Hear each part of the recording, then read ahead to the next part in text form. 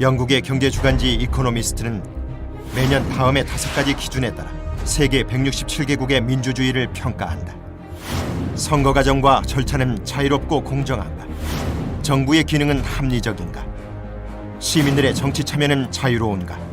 정치 문화는 발전하고 있는가? 시민은 온전한 자유와 권리를 인정받고 있는가? 그 평가 결과 아시아에서 일본 외에는 유일하게 충실한 민주주의를 이룩한 대한민국. 하지만 대한민국은 2번의 쿠데타, 2번의 종신 집권 기도, 3번의 국회 강제 해산, 9번의 헌법 개정 등 파란만장했던 민주주의의 역사를 겪어야 했다. 1948년 8월 15일 대한민국 출범 이후 굴곡을 거치면서도 전진해 오늘날 충실한 민주주의 국가로 자리 잡기까지의 역사를 되돌아본다.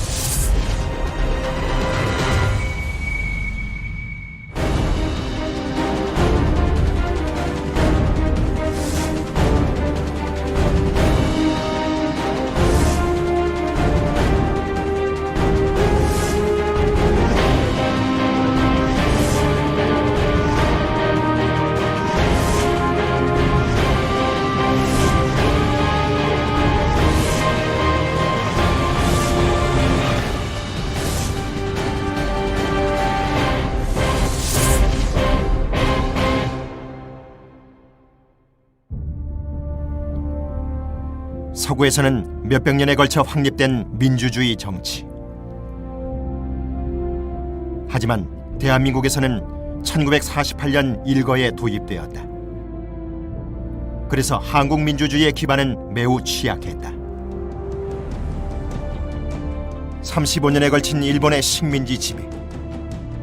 그동안 한국인은 주권자로서의 자유와 권리를 행사하고 의무를 이행할 수 없었다.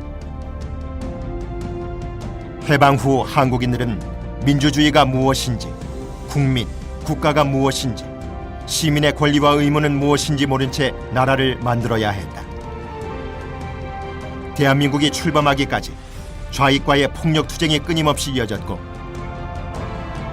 그 과정에서 국민들의 기본권과 자유가 침해되는 등 대한민국 민주주의는 불완전한 상태로 출발했다. 그러나 대한민국은 외래 민주주의를 수용할 만한 역사적 경험을 갖고 있었다. 조선시대에는 사헌부, 사간원의 간관이 국왕과 관료를 비판 견제하고 제야의 양반 지식인들도 국정을 비판하는 상소를 올리는 공론 정치가 행해졌으며 이는 훗날 지식인과 언론의 정치 권력에 대한 비판으로 이어졌다. 구한 말에는 의회 개선, 헌법 제정, 공화제 등 새로운 정치 체제에 대한 논의가 이어졌고 3.1운동 이후 수립된 대한민국 임시정부는 민주공화정을 기본 정체로 택했다. 1948년 5월 10일 한반도 사상 최초로 국민이 주권을 행사하는 보통선거가 치러졌다.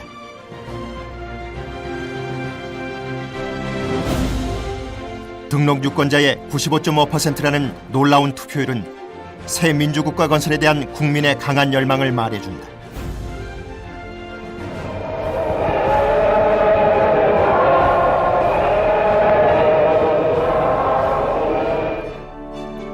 (198명의) 재헌 의원으로 구성된 국회는 같은 해 7월 17일 대한민국 헌법을 공포했다. 그리고 8월 15일 정부 수립 선포로 민주주의 제도의 전면 도입과 함께 대한민국이 출범했다. 재헌헌법 제1조 대한민국은 민주공화국이다.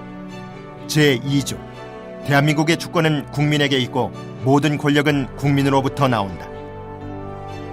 대한민국은 보통선거제를 채택하고 언론, 출판, 집회, 결사의 자유를 보장했으며 사유재산을 보호하고 개인과 기업의 경제상 자유와 창의를 존중하는 자유시장 경제를 선택했다. 정부 형태는 대통령 중심제였으나 한편으로는 국회가 대통령 선출권과 부통령, 국무총리 인준권을 갖는 내각제적 요소도 있었는데 내각 책임제 정부를 선호한 재헌 의원들과 대통령 중심제를 주장한 이승만의 의견을 절충한 결과였다. 당시 재헌 의원 대다수는 무소속으로 아직 정당은 확립되지 못했다.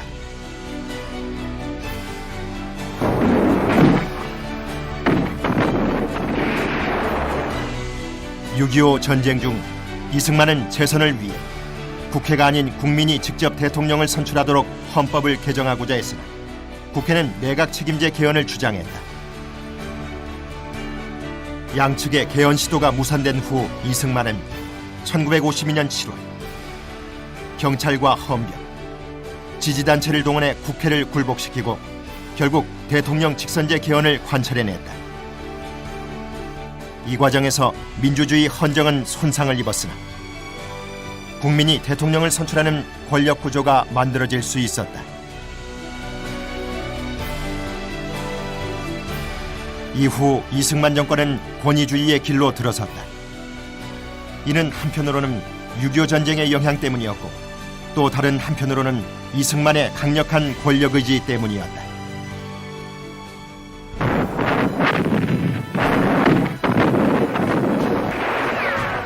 6.25 전쟁에서 수백만에 달하는 인명피해를 경험한 후 반공주의가 절정에 달한 가운데 남한의 정치는 보수우파의 정치로 단일화되었다. 한국 정치사의 첫 야당이라 할 한민당과 그 뒤를 이은 민국당 그리고 그 다음의 민주당은 지주와 자산가 출신이 주축을 이루었고 집권 자유당 못지않게 반공 성향이 강한 정당이었다. 군대와 경찰 등 국가기구는 더욱 공고화되었으며 사상의 자유는 억압되었다. 이 반공주의는 정치 권력의 권위주의화를 촉진했다. 또 무엇보다도 이승만은 국민들에게 압도적인 권위를 가진 인물이었다. 1945년 9월 좌파마저도 이승만을 인민공화국의 주석으로 추대했다. 자신이 대한민국을 이끌어야 한다고 생각했으며 국민과 여러 정파에 자신을 중심으로 뭉칠 것을 요구했다. 이승만 대통령은 해방이 됐을 때 좌익이든 우익이든 할 것 없이 이승만을 다 대통령으로 모시고 싶어 했다는 점에서 알 수 있듯이 국민적으로도 높은 지지를 갖고 있었던 분입니다. 출발 당시에 이승만은 상당한 정도의 권위가 있었던 사람이죠. 이승만의 정치 노선은 대단히 복잡합니다. 그는 공사석에서 마치 실주하듯이 과인이, 나의 사랑하는 백성들이, 나 왕손이 이런 말을 거침없이 했습니다. 그가 이끌어갔던 조각회의라든가 내각회의는 마치 왕실의 어전회의 같은 그런 카리스마를 가지고 있었습니다.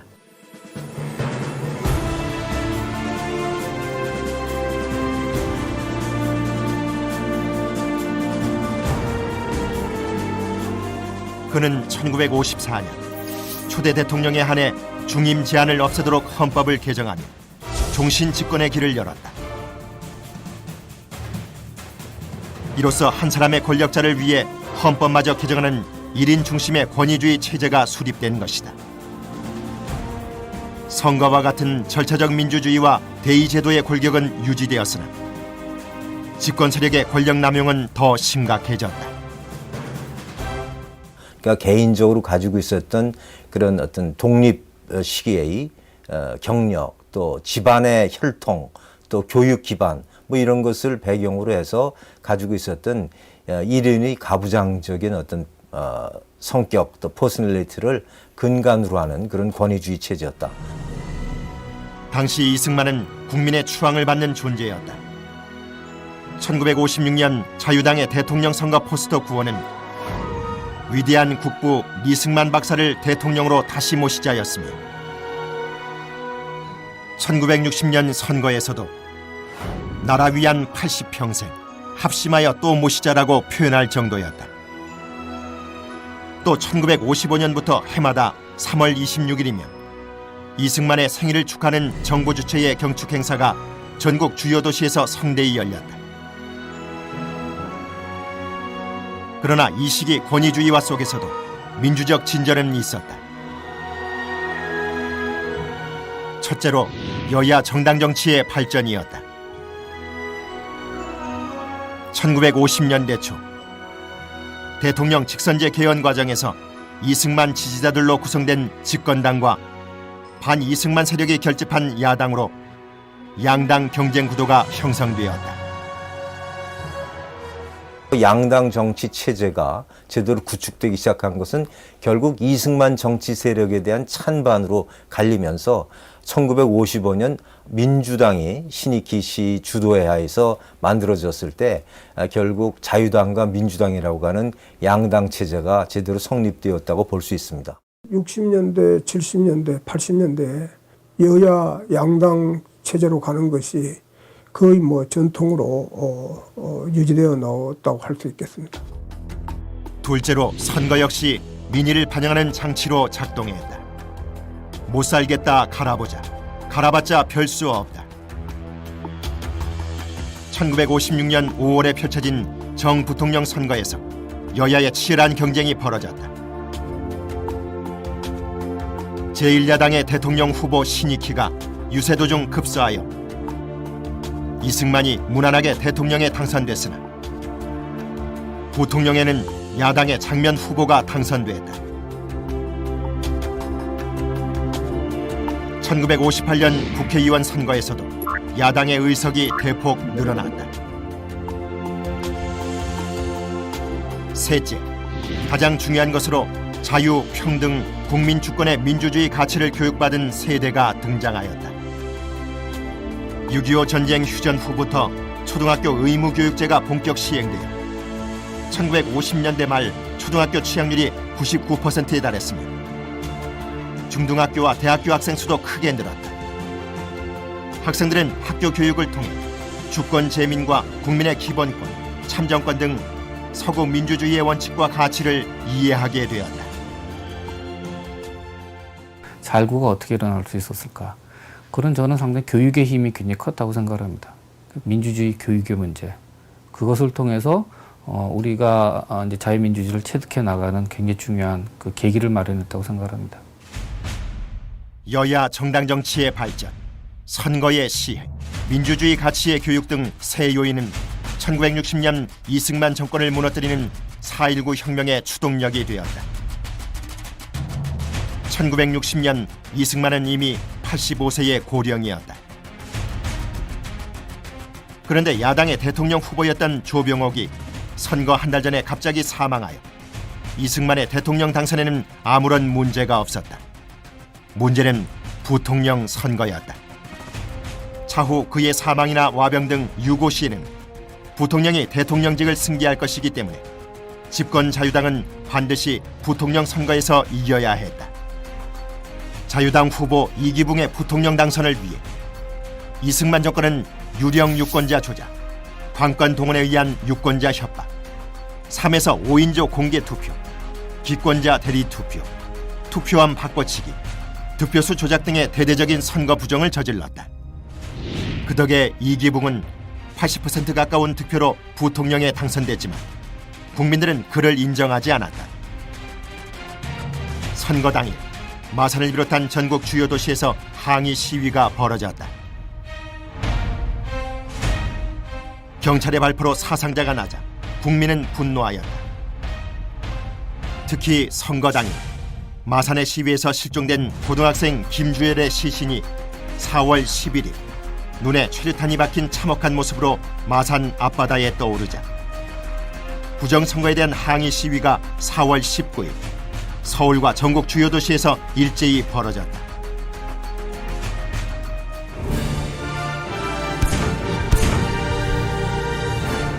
시위 학생과 시민에 대한 경찰의 무차별 발포로 100여 명의 사망자와 450여 명의 부상자가 발생한 가운데 정부는 비상계엄을 선포했다.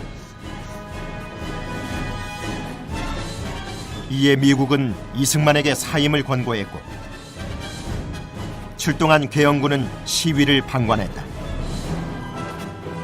이승만은 집권 중 처음 접하는 국민적 저항과 미국의 압력, 군부의 방관 속에 결국 사임했고, 이로써 대한민국 최초의 권위주의 정권이 막을 내리게 되었다.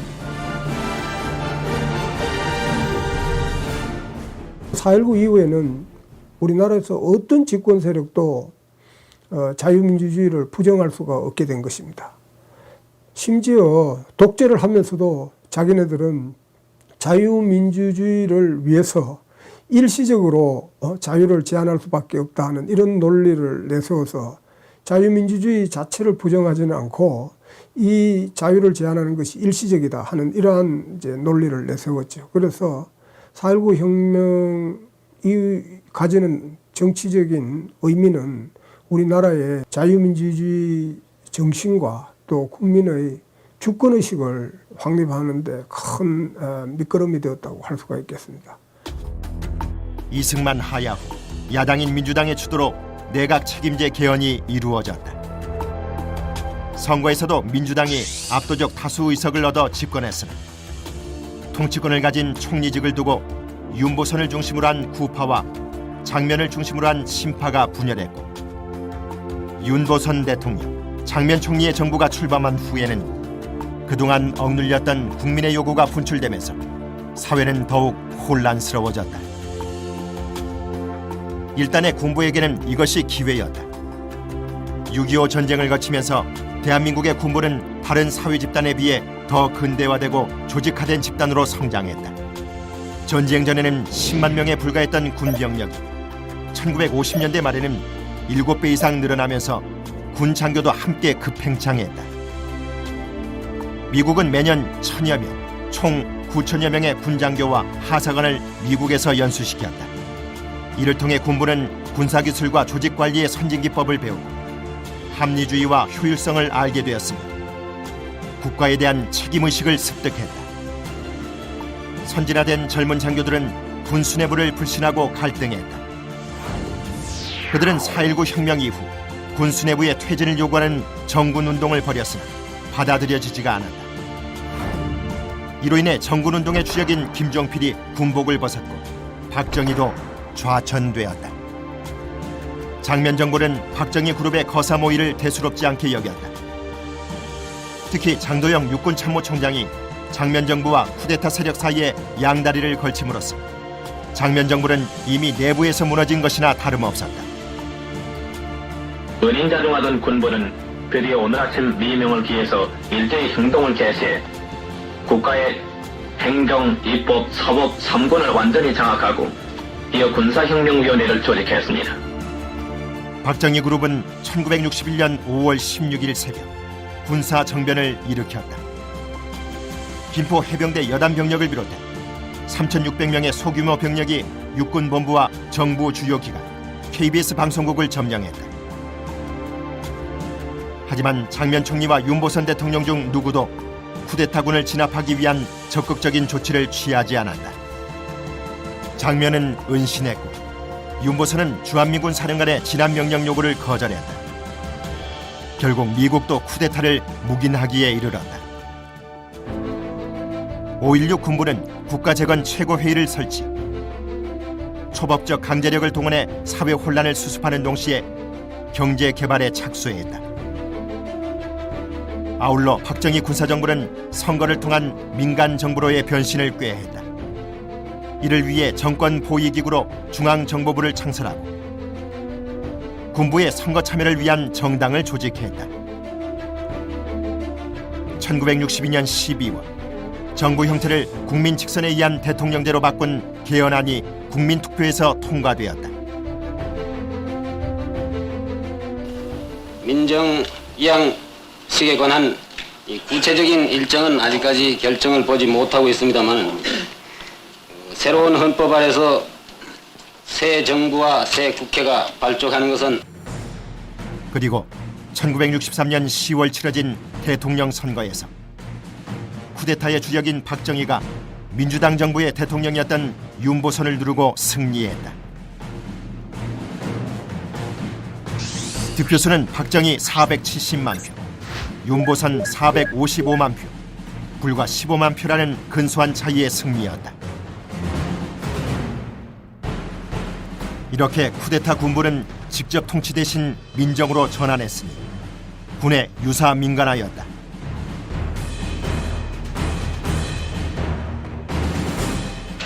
나는 국헌을 준수하고 국가를 보유하며 국민의 자유와 공리에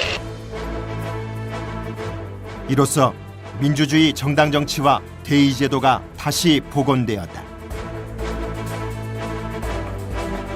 박정희 정부는 쿠데타 첫 해부터 한일 국교 정상화를 추진했다. 이인자였던 중앙정보부장 김종필은 1962년 11월 일본 도쿄에서 오히라 외상과 만나 일본이 한국에 지원할 금액의 규모 등에 관해 합의했다.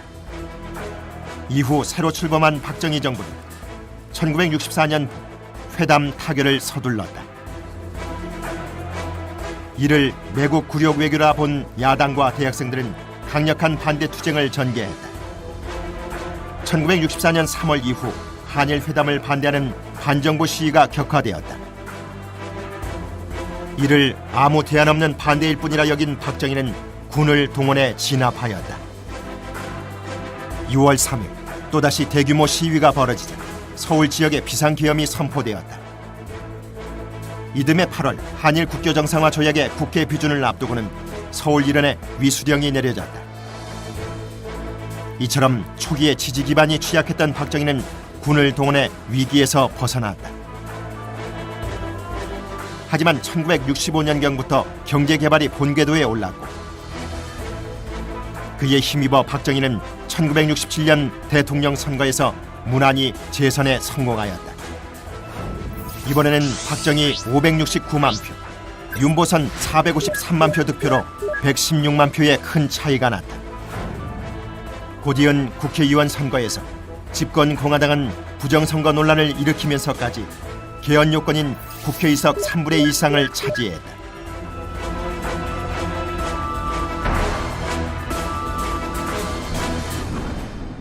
여야 정치인들의 논쟁의 초점이 되고 있는 개헌 문제를 통해서 박정희는 1969년 삼선 개헌에 나섰다.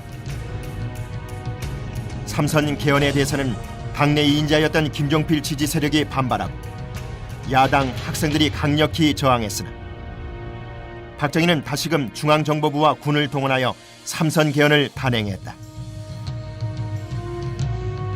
그리고 1971년 대선에서 젊은 야당 후보였던 김대중의 도전을 물리치고 삼선에 성공하기에 이르렀다. 그러나 그는 1960년대 말 70년대 초 미중 화해를 비롯한 국제 정세의 급변 속에서 국가 안보 강화와 경제 개발의 지속을 명분으로 그 이상의 장기 집권을 추진했다. 북한은 특수군을 보내 청와대를 습격하는 등 대남 군사 도발을 강화했지만 월남전에서 실패한 미국은 향후 아시아에서의 지상전에 개입하지 않겠다는 방침을 세우고 주한미군의 철수를 시작했다. 또 미국, 일본과 중국 간의 국교 정상화 교섭 등 냉전 체제의 해빙이 시작되었다. 박정희에게 이는 최고의 안보 위기이자 국가의 위기였다.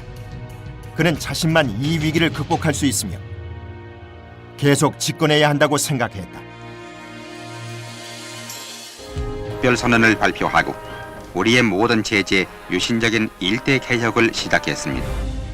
박정희는 1972년 10월 다시 한번 군을 동원하여 비상계엄을 선포하고 헌정을 중단시켰다. 계엄령 하의 삼엄한 분위기 속에서 새 헌법이 국민투표에서 통과되었다. 이제 국민의 직접 선출이 아니라 통일주체 국민회의에서의 간접선거, 이른바 체육관 선거를 통해 대통령을 선출하게 되었다.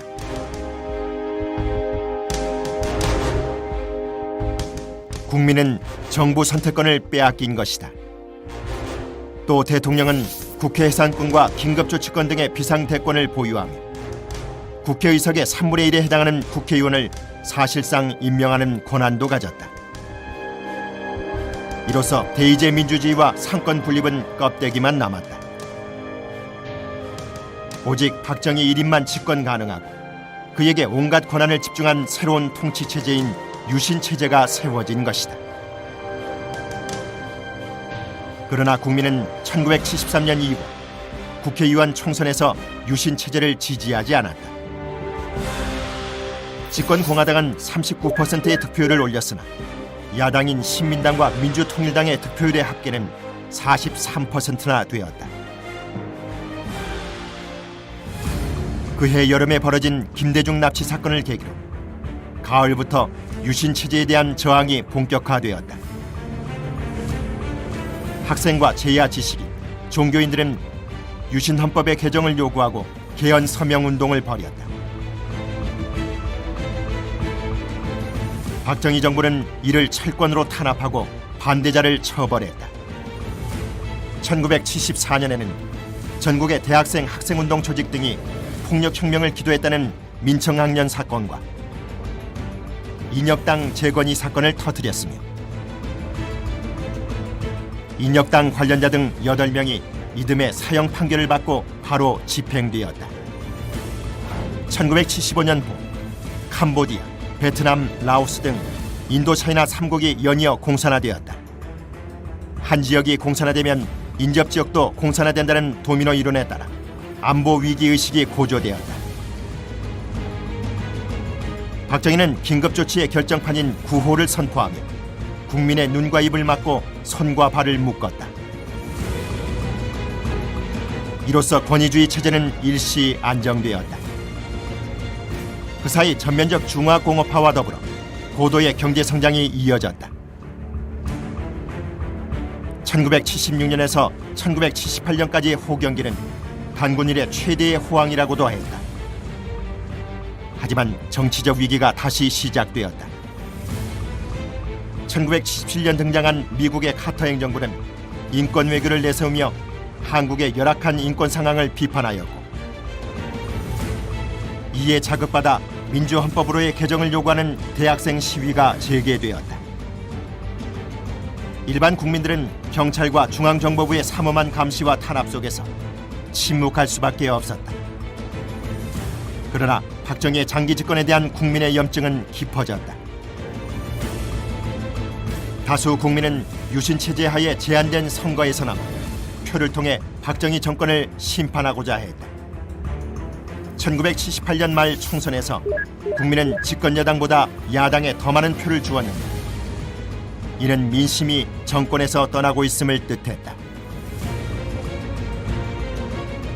70년대 경제 성장을 함으로써 이 박정희 정권이 안정화되는 측면도 있었지만도 반대로 경제 성장이라는 것은 중산층을 만들어내게 되고 국민들의 의식을 향상시키게 되고 그럼으로써 이제 비판 정신, 저항 정신이라는 것이 만들어지게 됩니다. 70년대 경제 호황이 박정희 정권의 유지에 도움이 된 측면도 있지만도 반대로 이 중산층을 길러내고 저항 세력을 조직화하는 그러한 부정적인 측면, 박정희 정권으로 봐서는 그런 것도 분명히 있었습니다. 78년에 이제 12월에 야당이 득표율에서 앞서면서 이제 전국이 사실은 그 이후부터는 굉장히 요동치게 되는데요. 그 11.6에 대한 그 출발점이 됐던 도화선이 됐던 사건은 결국 그 78년 국회의원 선거의 결과였다고 볼 수 있습니다. 그 힘으로 이듬해 1979년 5월 김영삼은 선명야당을 내걸고 야당의 새로운 당수로 선출되었다. 이후 김영삼은 반유신 투쟁의 선두에 섰다. 같은 해 8월 가발 제조업체인 YH무역의 여공들이 폐업 철회 등을 요구하며 신민당사에서 농성을 벌이던 중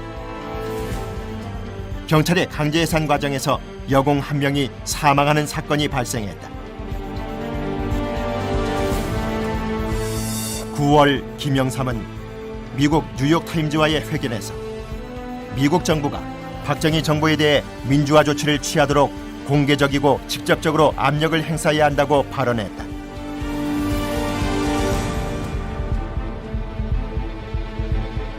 박정희는 이 발언을 문제 삼아 그를 의원직에서 제명토록 하였는데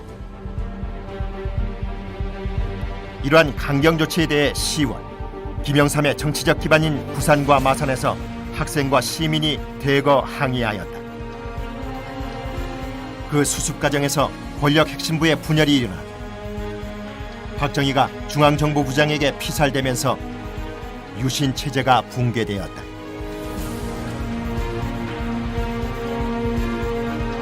그 후 민주화에 대한 국민의 기대와 열망은 더욱 커졌다.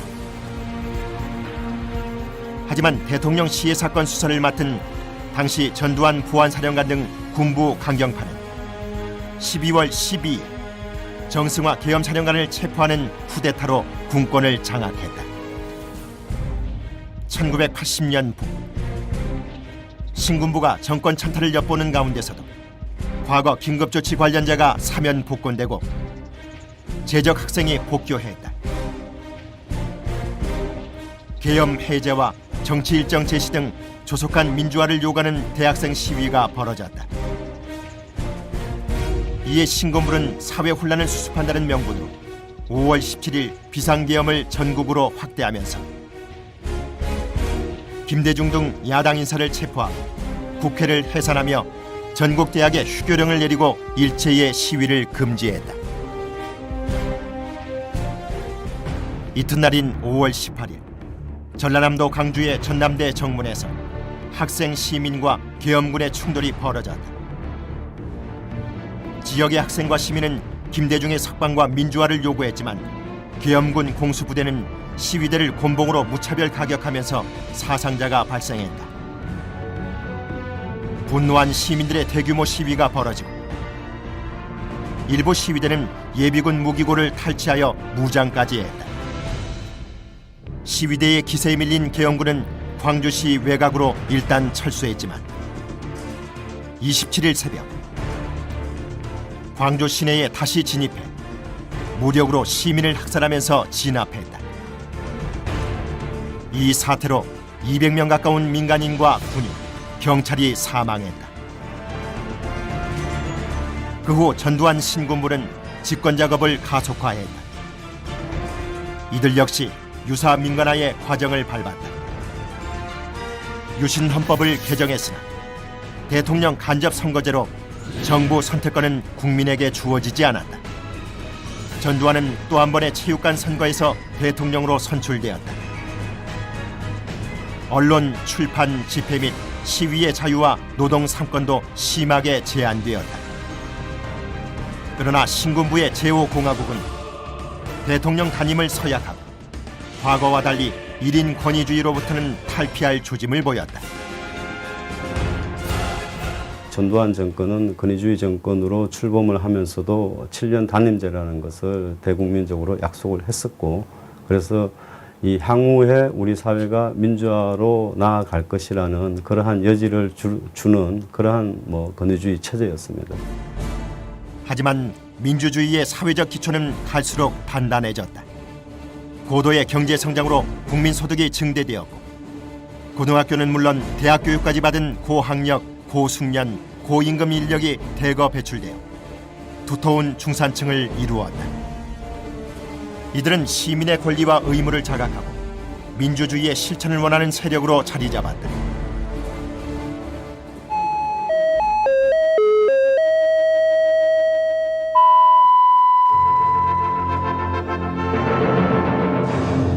전두환 대통령은 서울올림픽 방해철동에 대비해 공항과 항만의 경계태세를 강화하라고 지시했습니다. 네, 여러분 안녕하십니까. 목요일 밤 MBC 뉴스데스크입니다. 전두환 대통령은 이들에게 체육관에서 선출하는 대통령. 저녁 9시에 뚜뚜전 뉴스, 땡전 뉴스는 참을 수 없는 일이었다. 전두환 정부가 출범한 이후 학생운동은 오히려 더욱 확산되었다. 학생운동은 전두환 정권 성립을 미국이 도왔다고 주장하며 반미 성향을 띠기 시작했다. 이들 중에서 사회주의 혁명을 궁극적 목적으로 추구하는 세력도 등장했다. 1983년 김영삼은 언론 통제 해제 등 민주화 5개 조항을 요구하며 23일간 단식 투쟁을 벌였고, 이는 국민의 민주화에 대한 열망을 다시금 불러일으켰다. 신군부 정권의 강력한 경제 안정화 조치와 세계 경제 회복 등에 힘입어 경제는 성장 기조를 되찾았다. 이에 자신감을 얻은 집권 세력은 1983년 말부터 반대파에 대한 유화 정책을 쓰기 시작했다. 대학의 해직 교수가 복직되고 재적 학생이 복교되었으며 옛 야당 정치인들도 정치활동 규제에서 풀려나기 시작했다. 이른바 유화 국면이 조성되었다. 이제 옛 야당 정치인과 학생, 지식인의 민주화 운동은 더욱 활발해졌다. 가택연금에서 풀린 김영삼과 사형에서 감형되고 미국으로 보내진 김대중은 1984년 5월 민추협, 민주화 추진협의회를 만들어 각종 성명서 발표나 집회를 통해 전두환 정권의 민주화를 요구했다. 이들이 서로 만든 야당은 1985년 2월 총선에서 큰 지지를 받아 일약 제1야당이 되었다.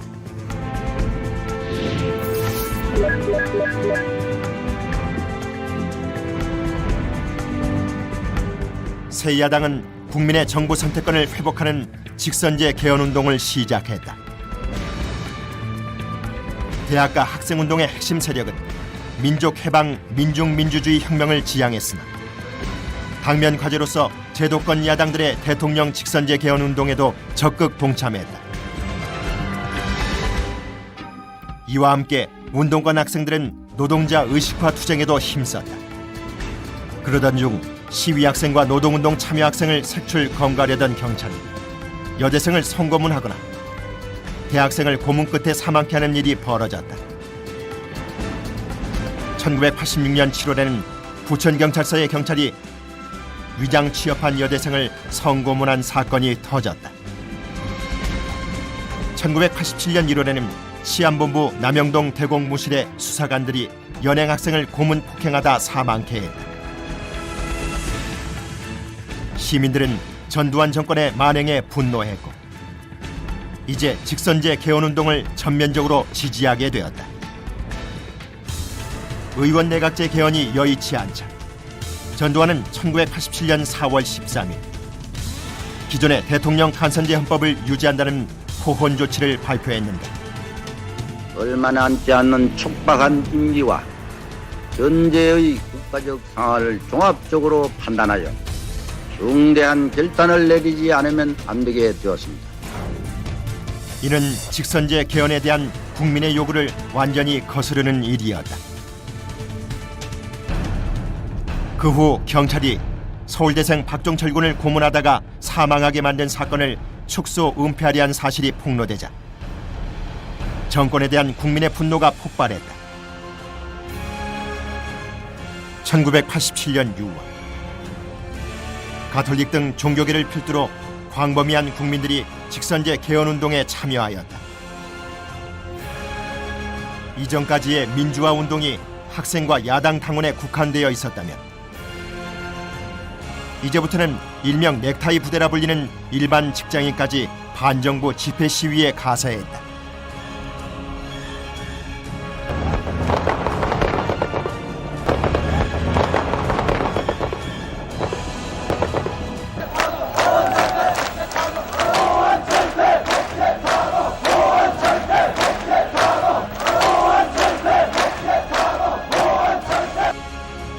이 끓어오르는 국민의 민주화 요구를 경찰력으로 막을 수 없었고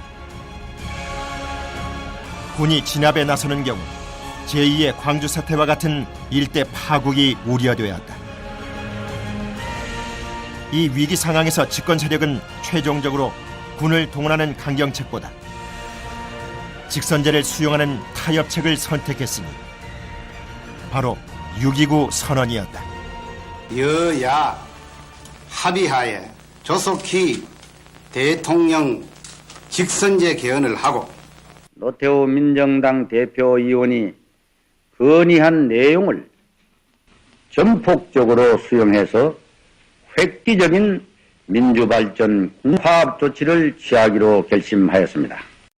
국민들의 직선제 개헌에 대한 요구가 너무나 강하기 때문에 무력으로 진압하는 경우에는 엄청난 희생이 따를 것이고 자기네들도 그 뒷감당을 하기가 어렵다고 판단한 것입니다. 1988년 서울올림픽이 무산될 수도 있는 그러한 상황이 올 수도 있다는 판단하에서 집권 세력은 그 정치적인 타협을 하게 되는 것이죠.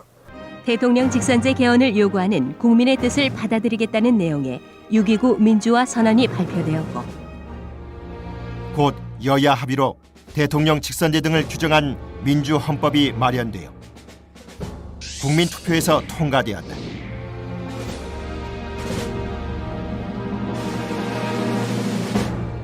이로써 대한민국은 타협에 따른 평화적 민주화의 길로 들어섰다.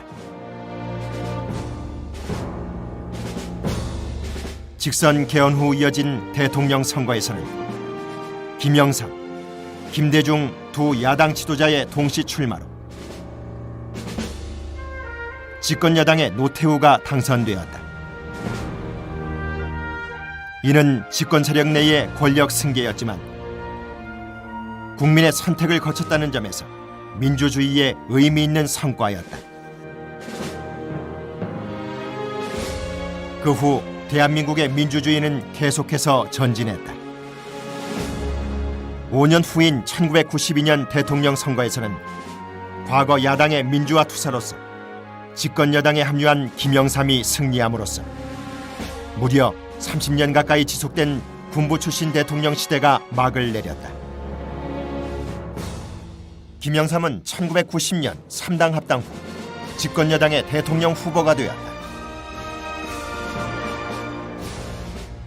또 40년 가까운 시간을 야당 정치인으로 보낸 김영삼의 대통령 당선은 여야 정권 교체가 절반쯤 이루어졌음을 의미했다. 그는 집권 기간 중 군대 내 사조직을 척결하고 군부가 정치에 개입하지 못하도록 했으며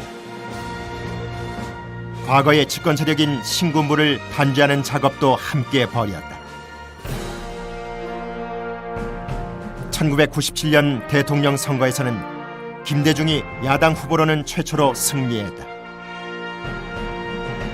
이는 출신 지역과 지지계층 면에서도 최초의 실질적인 정권 교체였다. 이어서 2002년 대통령 선거에서도 같은 민주화 세력 출신인 노무현이 대통령으로 당선되었고 5년 후인 2007년 대통령 선거에서는 야당의 이명박이 승리하여 다시 여야 간 정권 교체가 이루어졌다. 2012년 선거에서도 같은 당 출신의 박근혜가 대통령으로 당선되었다. 1987년 개헌 이후 5년마다 대통령 선거가 평화롭게 진행되고 두 번이나 여야 간 정권 교체가 이루어진 것은 한국의 절차적 민주주의가 공고화 단계에 들어섰음을 뜻한다. 이 과정에서 군부 시대가 남긴 권위주의 정치 유산은 거의 다 청산되었다. 이제 한국 정치에서 군부나 극우 세력으로부터의 민주주의 위협은 거의 사라졌다. 대한민국의 민주화는 형식이 먼저 갖춰진 후 그 내용을 채워가는 방식으로 진행되었다. 선거에 의한 국민의 대표 선출 및 상권 분립, 정치적 자유 등의 제도가 도입되었으나 그 내실을 갖추기는 오랜 시간이 걸렸다. 한국인은 대가를 먼저 지불하지 않고 민주주의를 손에 넣은 후 나중에 그 값을 치르면서 민주주의를 온전히 자기 것으로 만들었다. 형식 덕분에 내용을 채울 수 있었던 것이기도 하다. 자유민주주의 체제, 민주공화제가 부분적으로 훼손되었으나 큰 틀은 계속 유지되었다. 권위주의 체제 아래서도 대의민주주의의 기본 절차인 선거는 계속 실시되었고 국민들은 투표를 통해 자신의 의사를 표현하였다. 우리나라의 정당 정치와 선거는 1948년 정부 수립 이래 거의 중단 없이 정기적으로 계속되어 나온 것입니다. 다른 남미 국가나 또는 동남아 국가에서 권위주의 체제는 군부가 집권하고 난 이후에 선거나 정당을 없애버리는 경우가 많았어요. 그런데 우리나라는 군인들이 군복을 벗고 통치를 하는 바람에 정기적으로 선거를 했으면 됐고 또 정당이라는 것을 만들어서 계속 유지해 나온 것입니다. 선거 결과 곧 국민의 의사는 정치 변화에 큰 영향을 미쳤다. 야당과 학생, 지식인, 종교인 등이 참여한 민주화 운동은 그로부터 지지 동력을 얻었다. 경제 발전과 사회 문화의 발전은 민주화의 기반이 되었고 산업화의 진전과 더불어 형성된 중산층은 민주주의의 핵심 지지층이 되었다. 중산층은 경제 발전과 어울리지 않게 뒤떨어진 권위주의 정치를 참을 수 없었다. 이들이 민주화 운동을 강력히 지지하자 군부 권위주의는 마침내 퇴장하게 된 것이다. 더불어 운동권 학생의 고문치사 사건, 올림픽 개최와 같은 상황적 요인도 크게 작용했다.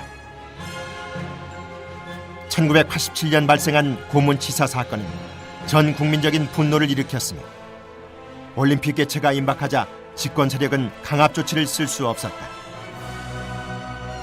마지막으로 대한민국의 민주화는 점진적 타협적인 민주화였기 때문에 처음에는 그 이후의 전개 방향이 분명치 않았지만 사회적 혼란을 줄이면서 전진할 수 있었다. 이처럼 1948년 민주헌정제도가 도입되고 1987년에는 그 내실이 갖춰지면서 절차적 민주주의의 공고화가 이루어졌다. 이제 남은 것은 민주주의의 내실을 채우는 것이다. 이게 민주화라는 게 어느 시점에서 끝이 나는, 종료되는 것이 아니라 계속적으로 가야 되는 거죠. 그러니까 지금 우리는 이제 민주주의를 성취를 했고, 그래서 공고화 단계로 갔고, 이제는 뭔가 심화되는 형태로 조금 더 한 걸음 더 진전되어 나가야 되는데, 공동체가 같이 살아갈 수 있도록 하는, 더불어 사는 삶에 대한 고민, 이것도 같이 가야 이게 민주주의가 이루어질 수 있다는 거죠. 또 공동체에 대해서 자기 스스로가 권리만을 주장할 게 아니라 내가 이 공동체의 발전에서 어떤 역할을 해야 되느냐에 대한 고민, 이런 것들이 같이 가야 될 필요가 있고, 그런 의미에서 본다면 그런 어떤 시민 정치 교육이라 그럴까, 그런 데 대해서도 우리 사회가 이제는 좀 심각하게 고민을 해봐야 될 문제라고 생각합니다. 일반 시민들의 참여라는 부분이 상당히 부족하고 풀뿌리 민주주의가 굉장히 취약한 것이 우리 민주주의의 현실입니다. 이 풀뿌리 민주주의를 어떻게 활성화시킬 것이냐, 그리고 일반 시민들의 생활정치에 참여, 이 부분들을 어떻게 확산시킬 것이냐, 거기에 대한 고민이 있어야 되고, 그런 부분들이 이루어질 때 우리 민주주의가 한 단계 더 도약할 수 있다고 봅니다. 이제 우리 사회는 사회 갈등의 조정장치로서 정치의 기능을 높이는 일, 안정적 리더십을 구축하는 일, 그리고 정치적 책임성을 강화하는 일이 필요하다.